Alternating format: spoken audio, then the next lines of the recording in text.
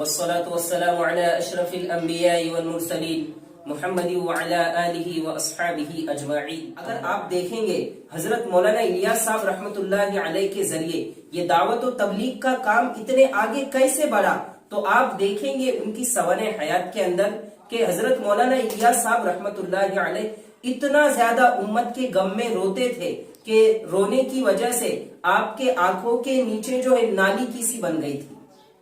کس کو پتا ہے کہ جنگلوں کے اندر جا کر تڑپنا اور جو ہے دھاڑے مار کر رونا کیا ہوتا ہے۔ حضرت مولانا الیاس صاحب رحمت اللہ علیہ جنگلوں کے اندر جا کر روتے تھے اور صرف اسی غم کے اندر روتے تھے کہ امت کا کیا ہوگا۔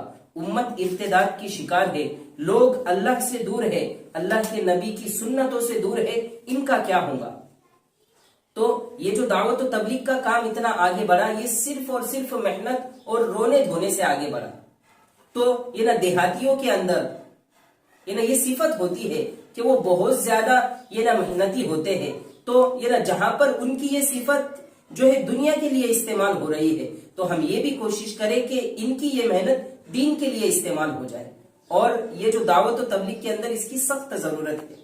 اور دوسرے نمبر پر وہ لوگ ہیں جو یونیورسٹیوں کے اندر ہے، کالجوں کے اندر ہے، ان کے اندر یہ صفت ہے کہ ان کے اندر چستی ہوتی ہے، اور پھر یہ جو ہے ہر کام کے سمجھنے کی ان کے اندر صلاحیت ہوتی ہے۔ تو اب ان کی جو صلاحیت دنیا کے لیے لگ رہی ہے، تو ساتھ ہی ساتھ ان کی یہ صلاحیت دین کے لیے لگ جائے، ہم اس کی کوشش کریں۔ اگر ان کی یہ صلاحیت دین کے اندر جو ہے لگ جائیں گی تو ان کے دنیا کا بھی فائدہ ہوگا اور آخرت کا بھی فائدہ ہوگا۔ اور جو بندہ جتنی محنت کرتا ہے اللہ تبارک و تعالیٰ اس کے محنت کے بقدر اس کو عطا کرتے ہیں۔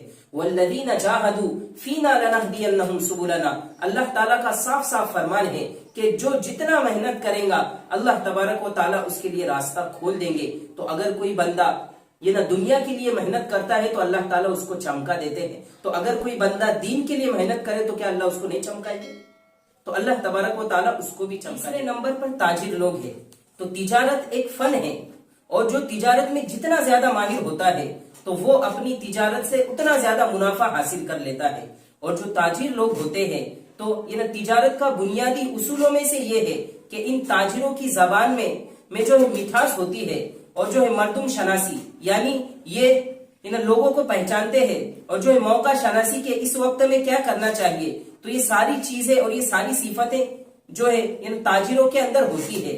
تو اب جب گراہک ان کے پاس آتا ہے کوئی چیز خریدنے کے لیے، اب جو گراہک آیا ہوا ہے تو اس نے اپنے خون پسینے کی کمائی ساتھ میں لے کر آیا ہے، تو اب یہ تاجر جب اس سے بات کرتے ہیں تو ساری چیزیں اس کو سمجھا دیتے ہیں اور ساری کی ساری چیزیں اس کے ذہن میں بٹھا دیتے ہیں۔ تو اب وہ آدمی جتنے اتنی محنت سے جو ہے اپنے مال کو کمایا ہے، اتنے پیسے حاصل کیے ہیں، تو اب وہ اس کی چیز خریدنے کے لیے اپنی جو رقم اس کو دے دیتا ہے۔